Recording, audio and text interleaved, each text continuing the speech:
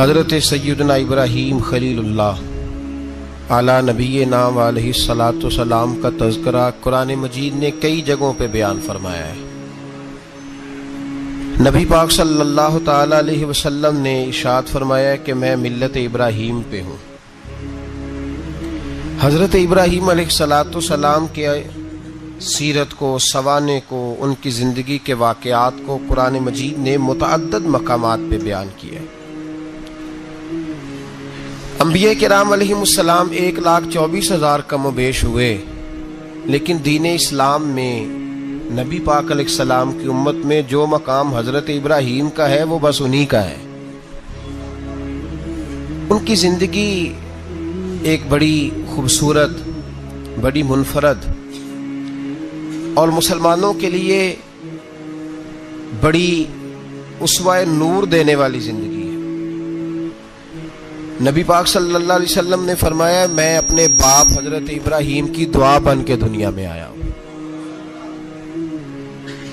اور پھر محبوب پاک سید عالم صلی اللہ تعالی علیہ وسلم نے اپنی امت میں بھی جناب ابراہیم کے طریقے کو جاری رکھا۔ صحابہ نے قربانی کے بارے میں حضور سے پوچھا ما ھذہ الاضحیہ، یا رسول اللہ صلی اللہ علیہ وسلم یہ قربانی کیا ہے؟ تو فرمایا سنت ابیکم ابراہیم، یہ تمہارے باپ حضرت ابراہیم کا طریقہ ہے، یہ تمہارے باپ حضرت، حالانکہ قربانی نبی پاک صلی اللہ علیہ وسلم کا بھی طریقہ ہے، لیکن فرمایا تمہارے باپ حضرت ابراہیم کے ذکر کو باقی رکھا۔ اللہم صلی علی محمد وعلی آل محمد کما صلیت علی ابراہیم وعلی آل ابراہیم، ان کے تذکرے کو باقی رکھا دین کے اندر۔ حضرت ابراہیم بڑی امتیازی شان والے نبی ہیں، بڑی امتیازی شان والے۔ رب کریم کا وہ دوست جس نے کوئی چیز بچا کے نہیں رکھی، ہر شے ہی اپنے رب کی بارگاہ میں پیش کر دی۔ چند چیزوں سے انسان کو بڑا پیار ہوتا ہے، گھر اسے بڑا پیارا ہوتا ہے۔ وہ بڑا خوبصورت ہوٹل، 5 سٹار ہوٹل میں رہا، وہ اسلام آباد گیا، کسی سفر پہ گیا تو بڑے اعلیٰ قسم کے اس کو کھانے ملے، بڑی چیزیں ملی، لیکن کبھی دائیں کروٹ کبھی بائیں کروٹ۔ تو ساتھ بیڈ پہ دوست تھا تو اس نے کہا صاحب سو جاؤ، تو اس نے کہا یار جو مزہ اپنے گھر میں سونے کا ہے وہ کسی اور جگہ تھوڑی ہے۔ گھر بڑا پیارا ہوتا ہے، انسان کو لگاؤ ہوتا ہے، جس بے تکلفی سے، سکون سے، آرام سے انسان اپنے گھر میں وقت بتاتا ہے، کہیں اور مشکل ہو جاتا ہے۔ دوسرا، انسان کو اولاد بڑی پیاری ہوتی ہے، بڑی عجیب شے، نہ ہو تب بھی بڑا دکھ ہے، اور ہونے کے بعد بھی اس کی بڑی آزمائشیں، یہ بڑی ایک میٹھی چیز ہے۔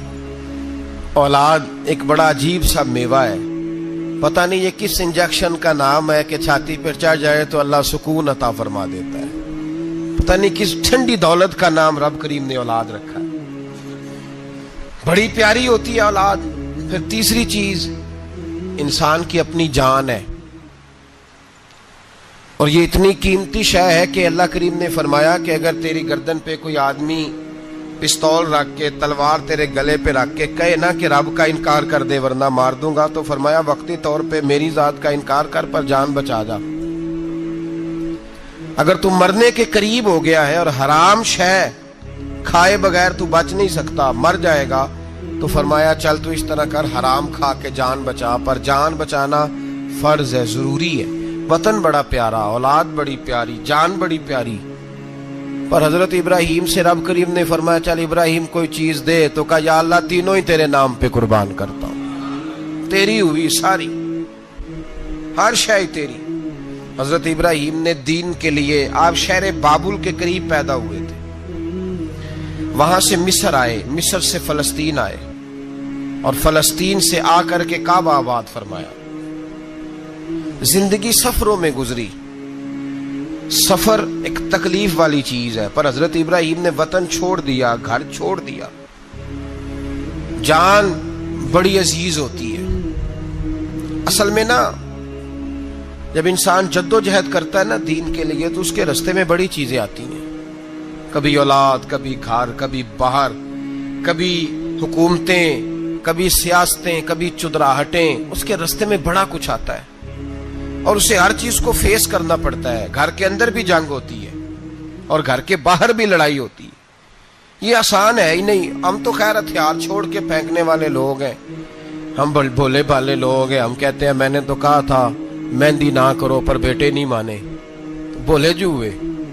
اسی طرح حالانکہ اگر وہ بیٹا کہے نا کہ ابا جی لاؤ زندگی میں سارا کچھ میرے نام کرو، تو پھر ہم بولے نہیں ہوتے اور اس وقت ہم تیز ہوتے ہیں، کہتے ہیں یہ کیسے ہو سکتا ہے، ہاتھ کاٹ کے دے دوں. اس وقت نہیں. دین کے معاملے میں بولے ہوتے ہیں. بیٹا بد مذہب کے پاس جا رہا ہے تو اس وقت ہم بولے بھالے ہیں، کوئی عرض نہیں. لیکن اگر وہ اپنی پسند کی شادی کرے ہمیں کراس کر کے، پھر ساتھ ہی ہم تیز ہو جاتے ہیں. تو حضرت ابراہیم نے جب دین کے لیے نکلے تو جد و جہد کی، گھر کے اندر بھی گھر کے باہر بھی. آپ کے والد کا نام طارق ہے، وہ توحید پرست تھے، ایماندار تھے، پرہیزگار تھے. آپ کے چچا کا نام آزر ہے، وہ بت پرست تھے، بت بیچا کرتے تھے. حضرت سیدنا ابراہیم علیہ السلام جب میدان عمل میں نکلے تو حضرت ابراہیم علیہ السلام نے اپنے گھر سے جہاد شروع کیا. لڑنا پڑا. گھر کے اصولوں سے چچا نے جو رواج بنائے ہوئے تھے اس رواج سے ٹکرائے. فرمایا میں اپنے گھر کے اندر یہ بت پرستی نہیں ہونے دیں گا.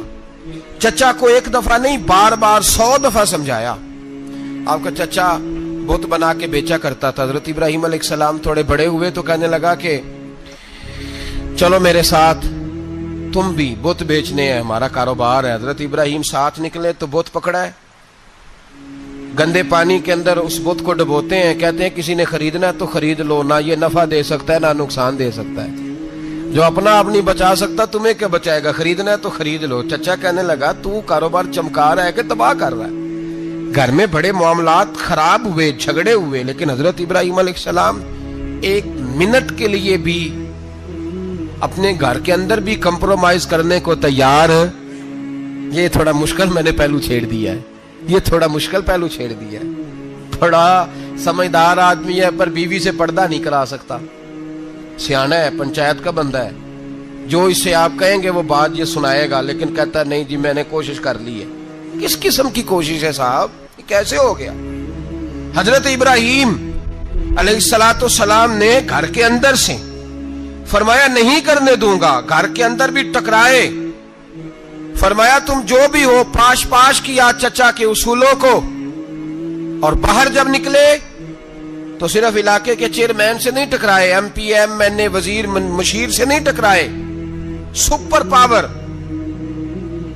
نمرود دنیا کا واحد حکمران تھا اس وقت، دوسرا کوئی حکمران ہی نہیں تھا. اکیلے حکمران سے جا کر ٹکرائے. کوئی ساتھ فوج نہیں تھی، کوئی ساتھ ان کے طاقت بظاہر دنیا داری کی کوئی نہیں تھی، پر حضرت ابراہیم جا کے ٹکرائے. اور میرے رسول پاک صلی اللہ علیہ وسلم نے سند بیان کی. فرمایا افضل الجہاد کلمۃ الحق عند سلطان الجابر. فرمایا سب سے افضل جہاد یہ ہے کہ تو ظالم بادشاہ کے سامنے کھڑے ہو کے حق بات بیان کر دے. یہ سب سے بڑا جہاد ہے، یہ سب سے افضل الجہاد کلمۃ الحق عند سلطان الجابر، سب سے بڑا جہاد. حضرت ابراہیم کھڑے ہو گئے، سپر پاور سے ٹکرائے. یہاں ہم لوگ حکمتوں کا شکار ہیں، دیکھیں گے، کریں گے، سوچیں گے. اور مولوی صاحب کو ویسے کہتے ہیں آپ پرہیز کریں سیاسی باتوں سے. بھئی اللہ کے ہر نبی نے جا کے وقت کے ظالم حکمران کو لتاڑا ہے، للکارا ہے. یہ تو مشن انبیاء ہے.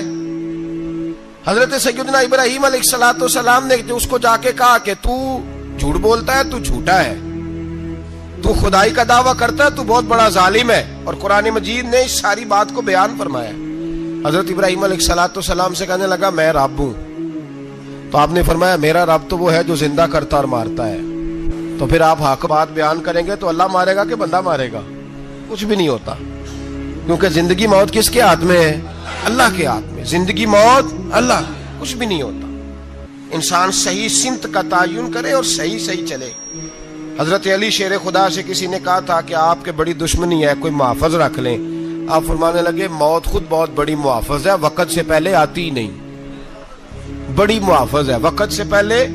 علامہ نورانی رحمت اللہ تعالی علیہ کراچی جیسے شہر میں رہا کرتے تھے، جہاں گام گام پہ خطرہ تھا. लोगों ने कहा हजरत इतने बड़े लीडर हो, आपकी जमात की 62 सीटें हुई कौमी असेंबली में, एक ऐसा वक्त भी आया तो कोई एक आदमी बंदूक वाला, आप फरमाने लगे मुझे जरूरत ही नहीं, इसलिए कि जिस खुदा रसूल के लिए मैं निकला हूं वो खुद ही हिफाजत करने वाले हैं, जरूरत नहीं इन चीजों की। तो भाई हजरत इब्राहिम टकराए और आपका अंदाज क्या है? जाके कहा कि तू नहीं, खुदा वो है जो जिंदा करता। और उसने एक बेवकूफों जैसी दलील दी। एक आदमी को कल फांसी देनी थी तो उसको बुलाया, कहने लगा तुझे कब फांसी है? उसने कहा कल। कहने लगा जा तुझे आजाद किया, जिंदगी दी, उसको छुट्टी दे दी। एक आम आदमी बेचारा बैठा था, उसको पकड़ के ना कहने लगा इसकी गर्दन उड़ा दो। कहने लगा देख लो मैं भी जिंदा करता और मारता हूं, वो जो कल मरने वाला था मैंने जिंदा कर दिया है, और जिसको पता ही नहीं था कि मैंने मरना है उसे पकड़ के मैंने मार दिया है। ये बेवकूफों जैसी दलील है। हजरत सैयदना इब्राहिम अलैहिस्सलाम चाहते तो उसी वक्त दलील तोड़ देते कि तू क्या बेवकूफों जैसी बात कर रहा है, अगर तू जिंदगी देता है तो मरे हुए में जान डाल के दे जिसको तूने मारा है। लेकिन हजरत इब्राहिम ने देखा कि बेवकूफ है, बेवकूफों से बहस नहीं होती, दलील बदल ली जाती है, उनकी अकल के मुताबिक बात की जाती है। हजरत इब्राहिम फरमाने लगे मेरा रब वो है जो सूरज मशरिक से निकालता है और मगरिब में गुरूब करता है, तू अगर रब है तो तू मगरिब से निकाल के मशरिक में गुरूब कर। फबुहितल्लज़ी कफर, काफिर लाजवाब हो गया, उसके पास इस चीज का कोई जवाब नहीं था। अल्लामा इस्माइल हकी ने खूबसूरत फिक्रा लिखा है, खूबसूरत जान डाल दी एक जुमला कह के। हजरत सैयदना अल्लामा इस्माइल हकी रहमतुल्लाह अलैह फरमाने लगे चूंकि नमरूद बेवकूफों जैसी बातें कर रहा था, अगर वो ये कह देता ना कि मैं सूरज को निकालता हूं मशरिक से, मैं गुरूब करता हूं माज़अल्लाह मगरिब में मैं निकालता हूं, तो आप अपने रब से कहिए कि वो मगरिब से निकाल के मशरिक में गुरूब करे। अल्लामा इस्माइल हकी फरमाते हैं रब करीम की आवाज़े कुदरत थी, मालिक हजरत इब्राहिम अलैहिस्सलाम के इस, अगर वो कह देता और हजरत इब्राहिम दुआ कर देते तो रब करीम ने फरिश्तों को तैयार बिठाया हुआ था। फरमाया अगर ये कह दे मेरे खलील से कि सूरज मगरिब से निकाल के मशरिक में गुरूब करना है तो तैयार रहना, जिस तरह खलील कहेंगे वैसे ही कर देंगे। वत्तखज़ल्लाहु इब्राहीम खलीला, इब्राहिम हमारा दोस्त जो हुआ, जैसे कहेगा वैसे कर देंगे। हजरत सैयदना इब्राहिम अलैहिस्सलाम की बातों का जब जवाब न दे सका, दलील नहीं बंदा देता, फिर लड़ाई करता है, फिर झूठे मोटे एतराज करता है। दलील खत्म होती है तो लोग जातियात पे उतरते हैं, कहते हैं ये खांसता सही नहीं, देखता सही नहीं। दलील खत्म, अब जातियात पे उतरे, कहने लगे मुझे पता चला है कि ये फलानी जगह गया था तो वहां जाके इसने इस तरह किया है। फिर लोग जातियात पे उतरते हैं, जब दलील का जवाब दलील से नहीं दे पाते फिर जातियात पर उतर कर हमले करते हैं। हजरत इब्राहिम के दलाइल का जवाब नमरूद ना दे सका तो कहने लगा कि इसको आग में डाल दो। कौम गई हुई थी सारी, आपने बात सुनी हुई है, मैंने सिर्फ इशारा देना है, मेले पे। तो हजरत सैयदना इब्राहिम अलैहिस्सलाम ने सारे बुत तोड़ दिए, कुल्हाड़ा बड़े बुत की गर्दन पे रखा, वापस आए, कहने लगे बुत किसने तोड़े हैं? तो फरमाया इससे पूछ लो जिसकी गर्दन पे कुल्हाड़ा है। कहने लगे ये तो बोल ही नहीं सकता। तो फरमाने लगे बड़े बेवकूफ हो, जो बोलता ही नहीं, सुनता ही नहीं, अपना आप नहीं बचा सकता, उसकी पूजा करते हो। कहने लगे पकड़ो, दलीलें खत्म हो गई, इसको आग में डालो। बहुत बड़ी हवेली 45 फुट मुरब्बा पे मुश्तमिल एक हवेली बनाई गई और 45 फुट ऊंची। मुख्तलिफ रिवायात, अल्लामा इस्माइल हकी कहते हैं कि 3 महीने तक नमरूद ने कहा कि इसके अंदर लकड़ियां डालो। लोग पूछने लगे कितनी दुनिया जलानी है? कहने लगा बंदा तो एक जलाना है, पर बंदा बड़ा तगड़ा है, एक बंदा। 3 महीने लकड़ियां डाली गईं और लोगों की जो तुहम्मात होती है ना वो बड़ी अजीब होती हैं। तुहम्मात मैंने बड़ी तफसील से रमजान मुबारक में गुफ्तगू की थी। बदशगुनी तुहम्मात लोग लेते हैं, उस वक्त भी लोग तुहम्मात का शिकार हो गए। अकीदा बिगड़ जाता है तो वो अजीबो गरीब बातें करने लगता है, तुहम्मात का शिकार हो गए। बीबियां नजर मानती, मैं बीमार हूं, अगर सही हो गई तो इतने मन लकड़ी दूंगी हजरत इब्राहिम की आग जलाने के लिए। एक औरत लेके जा रही है लकड़ियां, तो एक नेक दिल आदमी ने उससे पूछा कहां जा रही हो? कहने लगी मैंने मन्नत मानी थी तो हजरत इब्राहिम अलैहिस्सलातु वस्सलाम को माज़ अल्लाह जलाने के लिए लकड़ियां लेके जा रही हूं, तो वो रब करीम के बंदे कहने लगे तू ढूंढती रहेगी, तुझे वो जगह मिलेगी नहीं। वो बीबी कई महीने घूमती रही, जगह ही नहीं मिली जहां लकड़ियां डालनी, मारी गई।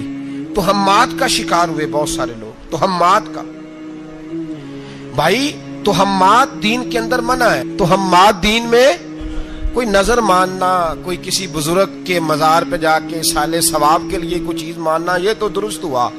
लेकिन गैर शरी नजरें मान लेना कि मैं आग के गिर्द चक्कर लगाऊंगा, मैं जनाब वहां जाके ये वाला तमाशा करूंगा, मैं धागा बांधूंगा, मैं रस्सा काटूंगा, मैं वहां गंदे औं से पानी पीऊंगा, इनकी शरीयत इजाजत, ये तो हम्मात है, बदशगुनी है, दीन में इनकी कोई गुंजाइश। आप नजर मानने से पहले भी किसी आलिम से राब्ता करें कि मैं मन्नत मांगने लगा हूं तो कैसे माननी चाहिए, उसका तरीका पूछें। ऐसे ही गलत चीज की मन्नत थोड़ी मान ली जाएगी। बहरहाल आमदाम बरसरे मतलब हजरत इब्राहिम के लिए आग जलाई गई, 45 फुट ऊंची आग है, परिंदा भी ऊपर से गुजरता है तो नीचे गिर जाता है जल के। इतने दिन लगा के आग जलाई गई। अब हजरत इब्राहिम को जलाया जाने लगा है। यहाँ तो मौजे है ना, जो किसी इदारे का सरबराह है उसके लिए मौज है, किसी जगह ऑफिसर बन गया तो मौज है, पीर साहब के लिए मौज है, अल्लामा साहब के लिए मौज है, खतीब साहब के लिए मौज है। जलना किसको पड़ता है? वाह कोई नहीं रहा इल्ला माशाअल्लाह। वो लोग गुजर गए जो तकलीफें सह के काम करते थे, गुजर गया जमाना। हजरत सैयदना इब्राहिम अलैहिस्सलाम को जलाया जाने लगा है, तो अब इतनी बड़ी आग है तो डालें कैसे? शैतान ने तजवीज दी कि मंजनीक बनाओ, मंजनीक, बड़े बड़े बांस बांध के उनके नीचे रस्सा बांधो। वो जिस तरह झूलने के लिए झूला बनाया जाता है, इस तरह एक मंजनीक पुराने जमाने में उसमें पत्थर रख के फेंके जाते थे दुश्मनों पे। वो मंजनीक बनाई गई कि दूर से हजरत इब्राहिम को फेंकेंगे। हाथ हजरत इब्राहिम के बांध दिए, पांव मुबारक बांध दिए, पूरी जमीन पे एक नाम लेने वाला खुदा का, और उसको आज रस्सियों में जकड़ा हुआ है। जब फेंका जाने लगा ना आग में, हूरे रोने लगी, फरिश्ते तड़पने लगे, ए अल्लाह ये क्या होने लगा है? एक तेरा खलील और वो भी आग में। फरमाया जाओ जाके उससे कहो अगर तुम्हारी मदद लेता है तो उसे बचाओ। हवा का फरिश्ता आया, कहा इब्राहिम अगर तू कहे। ओ भाई इन चीजों को कहानी समझ के ना सुना करें, ये दास्तान नहीं, ये वो तरीके हैं जो हमारे रसूल ने हमें अपनाने का हुक्म इरशाद फरमाया है। जो अकीदे, ये वो नजरियात है जो हमें ओढ़ने को कहा गया। अपने रब करीम की रिजा पे राजी रहने के ये वो खूबसूरत मौके हैं सूफिया ने जिनको बनाकर समझाकर हम तक पहुंचाया है। ये है अहले तरीकत की बातें। वो कहते हैं यार जिस हाल में रखे राजी रहना है। हजरत इब्राहिम अलैहिस्सलाम को फेंका जा रहा है, फरिश्ता आया, ए अल्लाह के खलील अगर हुक्म दो तो इतनी हवा चलाऊं कि नमरूदी जल जाए सारे, आग उन पे फेंक दी जाए। आपने फरमाया तू जा, तुझसे मुझे कोई काम नहीं। थोड़ी देर के बाद पानी का फरिश्ता आया, कहा हुजूर इतनी बारिश बरसाऊंगा कि आग बुझ जाएगी। फरमाया तू जा, तुझसे कोई काम नहीं। अब जब मंजनीक में रख दिए गए, आग में जाने का लम्हा है, तैयारी है, हजरत जिब्रील अमीन हाजिर खिदमत हुए। कहा इब्राहिम कोई हाजत? फरमाया तुझसे कोई नहीं। कहा चलो मुझसे नहीं तो रब करीम से ही बात कर लो, मुझे पता है मैं छोटा हूं, आप मुझसे मदद क्यों लोगे, रब करीम से ही बात कर ले। तो हजरत इब्राहिम कहने लगे जिब्रील ये बता, रब को नहीं पता उसका खलील किस हाल में है? उसे नहीं पता मैं किस हाल में हूं, मेरे हाथ बंधे हैं, पैर बंधे हैं आग में, उसे नहीं पता। बताया तो उसे जाता है जिससे खबर ना हो। तो अगर उसे पता है, तो अगर वो जलाने पे राजी है तो मैं भी जलने को तैयार हूं, मैं तैयार हूं, मैं तैयार हूं। उसे कहो ठीक है। हजरत सैयदना इब्राहिम अलैहिस्सलाम को मंजनीक में डाल के जो फेंका आग में, या नारुकूनी बरदम व सलामन अला इब्राहिम, अल्लाह ने फरमाया ए आग मेरे इब्राहिम पे ठंडी भी हो जा और सलामती वाली भी हो जा। हजरत इब्राहिम को दो फरिश्तों ने बिठा दिया जमीन पे, फूल खिले हैं, कौंपले महक रही हैं, कलियां खुशबू दे रही हैं। हजरत इब्राहिम ने सर सजदे में रख दिया, सुबहान अल्लाहि वल्हम्दुलिल्लाह वला इलाहा इल्लल्लाह वल्लाहु अकबर। हजरत इब्राहिम अल्लाह की तस्बीह पढ़ने लगे, रब करीम का शुक्र बजा लाने लगे। निकले वहां से, कुछ दिन गुजर गए, निकले, हुक्म हो गया इब्राहिम इलाका छोड़ दो,